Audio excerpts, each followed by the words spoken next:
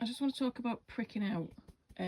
So these tomatoes were sown in a tray in drills, like lines, and I've already pricked some out. I forgot to start filming when I started doing the pricking out. However, the germination's been a little bit patchy, and I know it's not the seed because I've germination tested the seed and got really good results.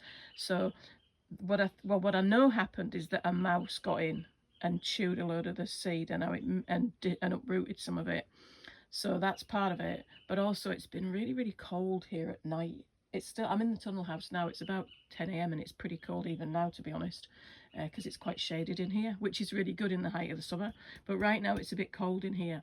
So I think some stuff's been a bit slow because of that. But the stuff that has germinated, I don't want to leave it because it's going to get quite leggy because I'm putting a cover on this seed tray to keep it warmer.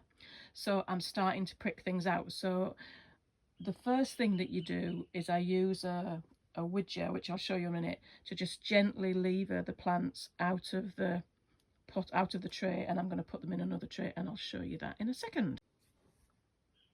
So unfortunately I don't have a thing to rest my phone on, like a tripod thing, but you can see there's some little seedlings that I've already pricked out. So I'm doing them into a deeper wooden tray, so this means they can grow quite big, and I've put 4 in a row, and then I'm going to triangulate them. Now this is the widger that I mentioned.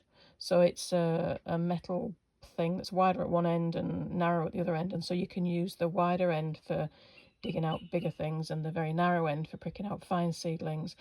I was unconvinced that it was going to be a good tool. However, I use it all the time. Prior to having that, I used to use either a plant label, one of these, just to leave the stuff out, or I would use the end of a spoon. You know, some spoons have got kind of just quite rounded ends, and so I would use an end of a spoon. So the important thing I want to show you about handling these little seedlings. So here's one of these little tomato seedlings that I've just pulled out of the, like taken out of the other tray very carefully using the widger. So you can see it's a nice strong seedling, got a nice strong root, and I'm holding it by the leaf.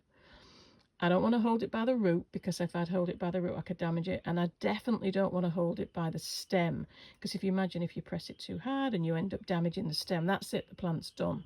Whereas if you hold it by the leaf, you can be a little bit firmer and you're not going to damage it, even if you accidentally nicked a bit of the leaf off. It wouldn't be a problem. So in terms of the size of these things, I could have left them a bit longer if I wasn't for the fact I was putting a cover on them to try and keep them warmer, so that I didn't want them to get any leggier than this. So so yeah, this is the size that I'm pricking these out at, and this is fine. Although, as I say, you could go a little bit bigger. So that's these ones pricked out, and I'm going to finish the rest of the tray with a different variety. These ones are Alma, beautiful heritage tomato, Roma style, so that's that kind of egg-shaped one. Fantastic eaten fresh, processed, you know, made into sauce or bottled or whatever, and also fantastic dried.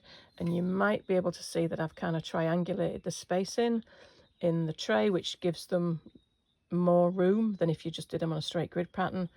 And so because this is a deep wooden tray, these will be able to get to be a decent size and be planted straight out into the garden from this tray.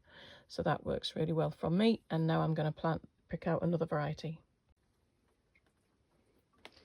So there they are, little tomato seedlings pricked out. There's the almas and a variety called Bumblebee that I've never grown before, which I thought I'd give a try, and then another heritage variety called Yellow Pear. Behind them lots of lettuce seedlings.